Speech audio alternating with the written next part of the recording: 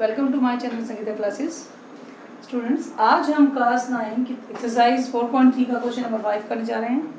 Question है the work done by a body on application of a certain force is directly proportional to the distance travelled by the body. मतलब क्या है कि work done by a body, किसी भी body ने काम करा, कैसे करा? On an application of constant force, मतलब कि किसी भी बॉडी में काम हुआ जब उस पर फोर्स लगी। ठीक है, जब उस बॉडी पर एक फोर्स अप्लाइड हुई तो उसने वर्क डन हुआ। वो वर्क डन है directly proportional to the distance travel. और ये पता कैसे लगे कितना वर्क डन हुआ? वो डायरेक्टली प्रोपोर्शनल होगा कि बॉडी ने कितना डिस्टेंस ट्रेवल किया। ठीक है, चलिए आगे। Express this in a form of a equation in two variable. आपको इस लाइन को the work done by a body, इसे आपको करना है एक्सप्रेस इन टू वेरिएबल्स में। आपको ये दो वेरिएबल्स में एक्सप्रेस करना है और उसका ग्राफ भी ड्रॉ करना है। ठीक है, इसके लिए उन्होंने कहा है by taking constant force as 5 unit. आपको कांस्टेंट फोर्स कितनी लेनी है? 5 यूनिट। तो चलिए पहले हम इतना कर लेते हैं, फिर आगे क्वेश्चन करेंगे। सबसे पहले हमारे पास वर्क डन की बात करी गई है और फोर्स की बात करी गई है। किस किस चीज़ों की बात करी गई है? देखिए, वर्क डन, ठीक है, फिर constant force and then the distance travel. तीन चीज़ों की बात की है। इसमें से एक चीज़ हमें गिवन है, वो चीज़ क्या है? 5 यूनिट। 5 यूनिट क्या है? Constant force. तो मतलब कांस्टेंट फोर्स तो हमारी 5 यूनिट हो गई है। ठीक है, उसके बाद बच्चे हमारे पास दो चीज़ें, तो हम एक को ले लेते हैं एक्स और दूसरे को ले लेते हैं वाई। कोई किसी को भी एक्स और वाई ले सकते हो आप। तो चलिए, ये बात समझ में आई? हमें फर्स्ट लाइन जिसकी हमें एक्सप्रेस करना है टू वेरिएबल में, उसमें वर्क डन है, डिस्टेंस है और कांस्टेंट फोर्स है। इन तीनों में से एक चीज हमें गिवन है 5 यूनिट फोर्स, कि भाई उस बॉडी पर 5 यूनिट की फोर्स लगी है। अब बताना है कि उसने कितना काम करा और उसकी वजह से वो कितना डिस्टेंस ट्रेवल करा। तो सबसे पहले हम लेंगे, आपको सबसे पहले अच्छा साइंस का ये फॉर्मूला आपको मालूम है कि वर्क डन आपका होता है, work done is equals to है आपका फोर्स इंटू डिस्टेंस। ठीक है, ये फॉर्मूला हम यहाँ पर यूज करेंगे। अब देखिए, अगर ये फॉर्मूला आ जाता है, तीन चीजें हैं, इसमें से एक गिवन है, एक को आपने x मान लिया, एक को y मान लिया, तो आपका आराम से बन जाएगा कि नहीं बन जाएगा इक्वेशन? तो चलो लिखेंगे इसे। लेट वर्क डन हमारा है, work done by a body, इसको आपने ले लिया है y, and the distance travelled, distance travelled है वो आपका है x। ठीक है, फोर्स हमारी गिवन है कांस्टेंट फोर्स, वो भी लिख देती हूँ। कांस्टेंट फोर्स वो कितनी है? वो है 5 यूनिट। ओके, तो इसके अकॉर्डिंग ये तीनों वैल्यू इसमें पुट कर दीजिए। तो क्या आ जाएगा? y is equals to 5 into x. लीजिए, आपकी लीनियर इक्वेशन आ गई इन टू वेरिएबल्स। इस लीनियर इक्वेशन को क्या लिख सकते हो? 5x minus y is equals to 0। ये आ गया आपका एक का आंसर जो हमसे पूछा गया था, express in a form of equation in two variable. इसका आंसर आ गया। अब आपको बताना है, ग्राफ ड्रॉ करना है, same by taking a graph draw करना है आपको। तो ग्राफ ड्रॉ करने के लिए मैं y is equals to 5x लूंगी और टेबल जो हमारा जरूरी है वो टेबल बना लेंगे। ठीक है, टेबल बना लेंगे। अब आप देखिए, इसमें बाय x की वैल्यू आपको पुटअप करनी है। आपने x पुटअप किया, when x put x is equals to 0, x 0 put करेंगे तो आपका y क्या आ जाएगा?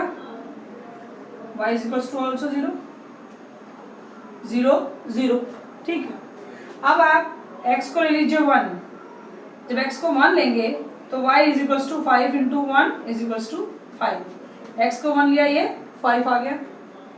x को 2 ले लीजिए तो y आपका आ जाएगा 5 into 2 is equals to 10। x को 2 लिया तो ये आया 10। मीन्स हमने इक्वेशन भी बना ली, हमने पॉइंट्स फाइंड आउट कर लिए। अब हमें इस ग्राफ में इसे प्लॉटिंग करनी है। प्लॉटिंग करने के लिए आप ये सबसे पहले देखिए कि आपकी जो दो एक्सिस हैं आपको उन्हें उसी तरह से मानना है। वर्क डन हमारे y हमने माना है, तो यहाँ पर आप मैं लिख दूंगी कि ये है वर्क डन। वर्क डन की एक्सिस है ये।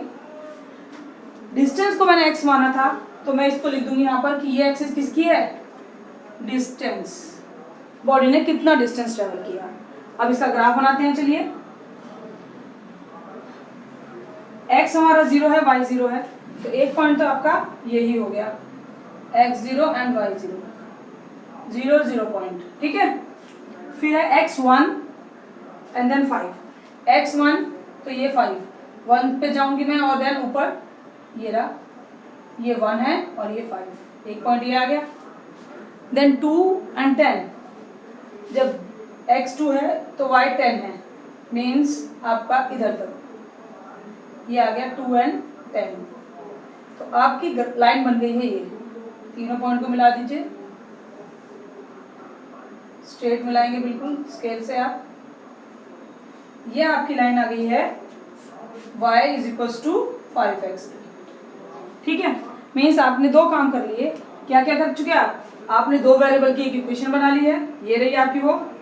ठीक है, आपने ग्राफ भी ड्रॉ कर लिया है, ये आपका ग्राफ है। अब आपको रीड करना है ग्राफ को, इसमें रीडिंग का भी आ गया है। Read from the graph the work done when the distance travelled by the body is 2 unit. कि जब आपकी डिस्टेंस 2 यूनिट होगा, तो आप ध्यान से देखेंगे, अब इसे रीड करना। आपको बोला गया है, देखिए यहाँ पर देखिए, when distance travel is 2 unit, दो पार्ट गिवन है।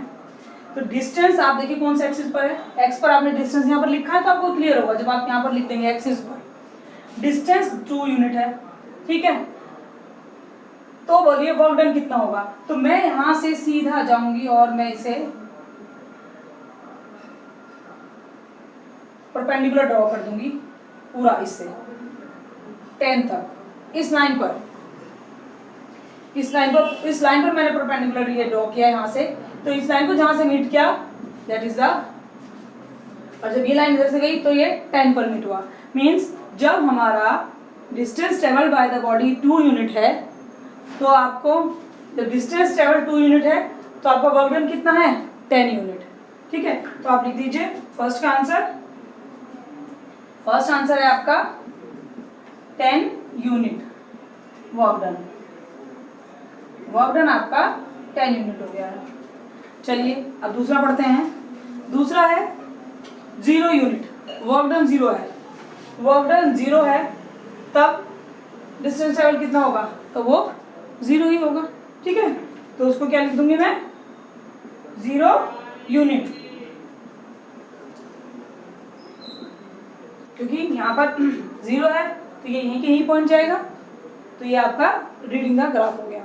चलिए, आपको और भी अगर रीडिंग करनी है तो देख लीजिए। एक बार एग्जांपल के लिए लेते हैं कि अगर वर्क डन 3 यूनिट हो, अगर मैंने वर्क डन 3 यूनिट लिया, या चलो वर्क डन 1 यूनिट ले लेते हैं, 3 यूनिट लेती हूँ। चलो पहले 3 यूनिट परपेंडिकुलर ड्रॉ करूंगी, जहां तक वो लाइन को मैच करेगा उस लाइन को मैच करने के बाद पॉइंट को आप इस तरह से कर देंगे तो वो आपका पॉइंट आ जाएगा। ये जिस लाइन पर मिलेगा वही आपका क्या होगा, वर्क डन। ठीक है, चलिए 6 क्वेश्चन करते हैं। चलिए क्वेश्चन नंबर 7 है, Yami and Fatima, 2 students of class 9 of a school, together contribute 100 rupees towards the primary fund। यामी और फातिमा ने दोनों ने मिलकर 100 रुपीज कंट्रीब्यूट दिए। Find the help of earthquake victims, write the linear equation with the data satisfied and draw a graph. बड़ा easy सा question है। चलिए हम मान लेते हैं, let Yamini contributes x rupees and Fatima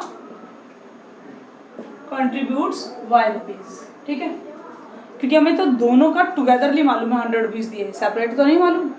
ठीक है, तो मैंने एक को कॉस्ट कंट्रीब्यूशन एक का x मान लिया, एक का y रुपीज मान लिया। तो इसके लिए अकॉर्डिंग टू क्वेश्चन क्या बनता है, और भाई दोनों ने मिलकर तो दिए हैं 100 रुपीज। लीजिए, बन गई आपकी लीनियर इक्वेशन, ये आपकी लीनियर इक्वेशन है।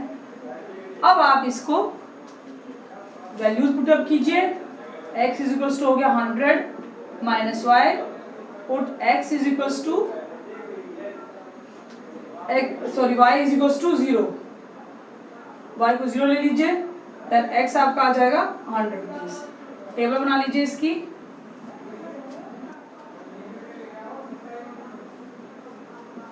एक्स वाई, जब आपने y को 0 लिया तो 100 आया x, ठीक है। जब आपने y को इस तरह से ले लेंगे कि जो हमारे नंबर्स हैं वो हमारे 10 के ही मल्टीपल्स में आ जाए, ठीक है।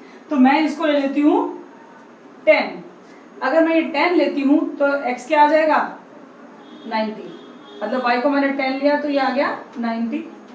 अगर मैं y को 50 ले लूँ तो x कितना आ जाएगा, वो आ जाएगा 50, ठीक है। अब इसके लिए ग्राफ बनाना भी बड़ा इजी है आपका। ग्राफ में आप देख रहे हैं कि सारे आपके ये 10 के मल्टीपल्स में है सारे नंबर्स, ठीक है। तो आपको क्या करना है कि यहाँ पर भी जो डिस्टेंस लेना है वो क्या लेना है 10, x एंड y। x आपका यामी का कंट्रीब्यूशन है और ये आप मुझे 10 के मल्टीपल पे लेंगे नंबर्स को, ठीक है। 10, 20, 30, 40, 50, 60, 70 and 80। When x 100 है, 100 पर जाना पड़ेगा, 80, 90 and 100। जब x 100 है तो y 0, तो एक पॉइंट तो ये x है, तो एक पॉइंट तो यही बन गया आपका, ठीक है। ये बना 100 and 0। जब x 90 है, 90 इधर, तो y आपका क्या होगा 10, मीन्स यहाँ पर आ जाएगा आपका 90 and 10। जब 50 है, 50 तो ये भी 50, तो आप जाएंगे इधर। आप और भी नंबर्स ले सकते हैं, पर ग्राफ ड्रॉ करने के लिए 3 इसको ज्वाइन कर दीजिए। This is your required line, x plus y is equals to 100, ठीक है। सो ये इजी सा क्वेश्चन था। चलिए अब क्वेश्चन नंबर 8 करते हैं। So now the next question is your, in countries like USA and Canada, temperature is measured in Fahrenheit। USA and Canada में तो आपका टेम्परेचर मेजर किया जाता है फ़ारेनहाइट में, बट इंडिया में हमारे कैसे करते हैं हम सेल्सियस में। आपने साइंस में पढ़ा भी होगा temperature converting in Fahrenheit and then Celsius. So यहाँ पर is the linear equation to convert Fahrenheit to Celsius. आपके पास एक लीनियर इक्वेशन इन्होंने गिवन है जो आपने साइंस में पढ़ी है कि ये आपकी है। सो आपको इस इक्वेशन के अकॉर्डिंग आपको ड्रॉ करना है graph of a linear equation using Celsius at x axis. तो अब मैं यहाँ पर लिख देती हूँ कि भाई देखो मुझे यहाँ पर क्या यूज करना है, सेल्सियस यूज करना है, और इधर क्या यूज करना है, इधर यूज करना है हमें फ़ारेनहाइट। एक तरफ फ़ारेनहाइट यूज करना है और एक तरफ सेल्सियस यूज करना है। चलिए तो सबसे पहले ग्राफ हमें ड्रॉ करना है। फर्स्ट पार्ट है हमारा ग्राफ ड्रॉ करना। तो हम पहले ग्राफ ड्रॉ करते हैं by putting some equations, values put करते हैं। सो यहाँ पर हमें इक्वेशन गिवन है, ये फ़ारेनहाइट सेल्सियस इधर है, हमें सेल्सियस की वैल्यू पुटअप करनी पड़ेगी। और जब हम सेल्सियस की वैल्यू पुटअप करेंगे तो हमें इस बात का ध्यान रखना है कि हमें इस तरह की वैल्यू पुट करनी है कि यहाँ पर 5 है, तो जो भी मैं पुट करूँ वो क्या हो, मल्टीपल हो 5 का, ठीक है, वो मेरे लिए ज़्यादा बेटर रहेगा।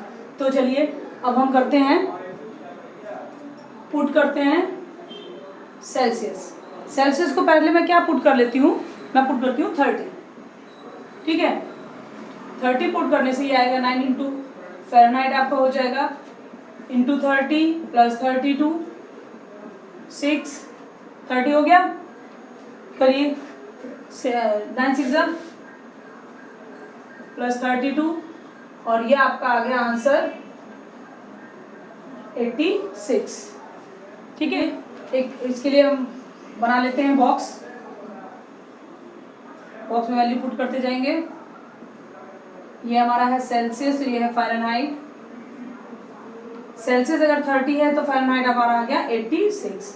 अब ले लीजिए सेल्सियस को 20 को लीजिए तो फ़ारेनहाइट क्या होगा 9 × 5 × 20 + 32 4, ये हो जाएगा 36 + 32 और ये आपका आ गया 68। ठीक है, मीन्स जब आपने सेल्सियस लिया 20 डिग्री तो ये आपका आ गया 68। अब आप ले लीजिए सेल्सियस 40।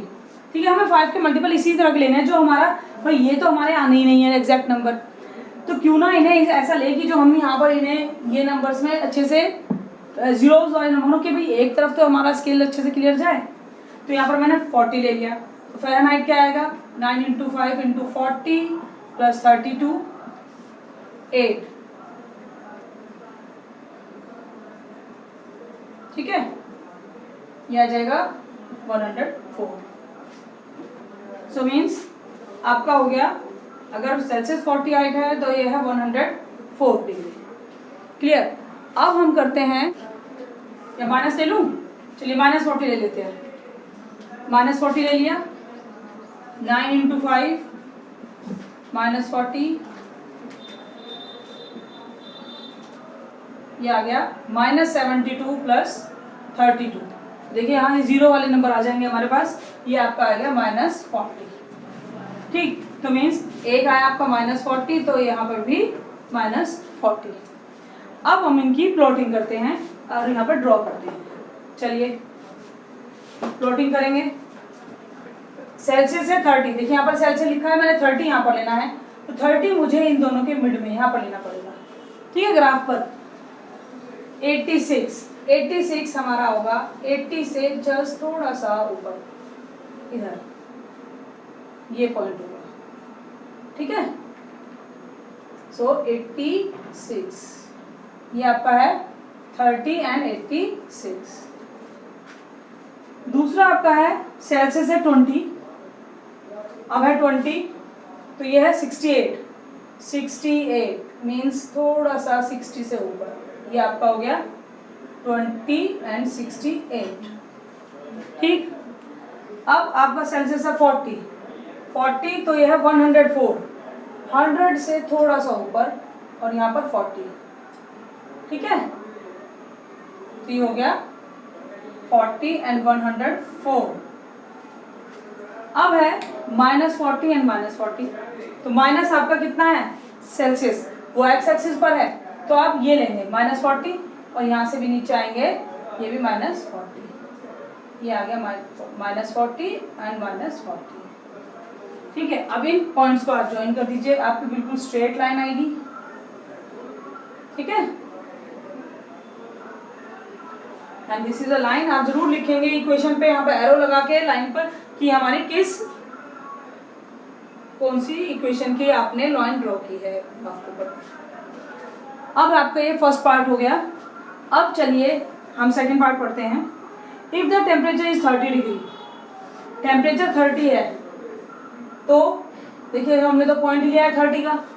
ठीक है, अगर टेम्परेचर 30 डिग्री है तो व्हाट इज द फ़ारेनहाइट। और अगर आपने पॉइंट ना भी लिया होता तो आप कैसे करते, 30 से इस तरह से परपेंडिकुलर डाल देते हैं और वहां पर वो पॉइंट आ जाता है। ठीक है, आपका ग्राफ भी बिल्कुल एक्यूरेट बनेगा। तो सेकंड का पॉइंट का आंसर क्या है, इफ हमारा सेल्सियस है 30 degree Celsius, then Fahrenheit is 68 degree. आप कैलकुलेट कर भी बता सकते हैं और ग्राफ के थ्रू आप उस पर परपेंडिकुलर डालेंगे और तब आप उसे क्लियर बता देंगे कि कितना है आपका Fahrenheit. Next question, if the temperature is 95 degree Fahrenheit, 95 है, तो आप क्या करेंगे कि आप देखेंगे 90 किधर है, 90 तो थोड़ा 95, यहाँ से आप इसका परपेंडिकुलर डाल दीजिए। ठीक है, मैंने ग्राफ के थ्रू नहीं बनाया है, और उसको जब नीचे इस ग्राफ को यहाँ से लाएंगे तो आपको एग्जैक्ट पॉइंट आएगा कि वो आपका कितना है, पर मैंने ये ग्राफ पर नहीं बनाया है तो ये मेरा एक्यूरेट नहीं। सो थर्ड, आप ग्राफ को रीड करेंगे तो आपका आंसर आ जाएगा 35 डिग्री।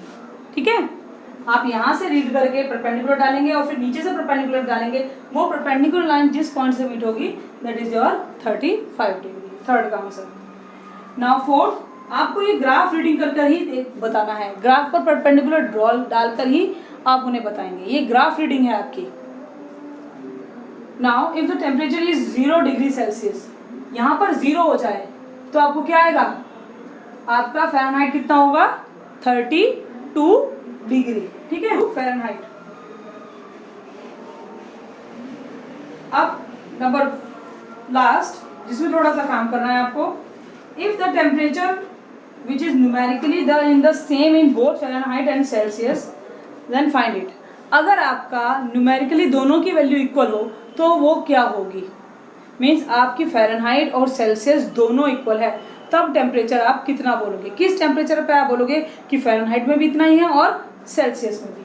तो हम इसका मतलब क्या है कि इसमें बोला गया है कि आपका जो फ़ारेनहाइट है वो इक्वल होगा सेल्सियस के, और वो इक्वल अगर मान ले x, ठीक है, तो हमें क्या करना पड़ेगा, हमें इस इक्वेशन में दोनों को x पुट अप करना पड़ेगा, मीन्स इधर भी x 9/5/x प्लस 32, ठीक है, ट्रांसपोजिशन कर देती हूँ, x minus 9 equals to 32, LCM 5x minus 9x is equals to 32, ये आप क्या आ जाएगा, minus 4x 32 minus x is equals to 32 multiply 5/4 minus x is equals to 40 degree, और आपका x आ गया माइनस 40। मीन्स ये वो टेम्परेचर है माइनस 40 डिग्री, वो है जिस पे आपका फ़ारेनहाइट भी माने होगा इक्वल और सेल्सियस भी इक्वल होगा। और ये आपने यहाँ के थ्रू भी प्रूव करिए, देखिए ये आपका हमने -40 जब लिया था तो क्या हुआ था, दोनों इक्वल आए थे, है ना। So this is your last question.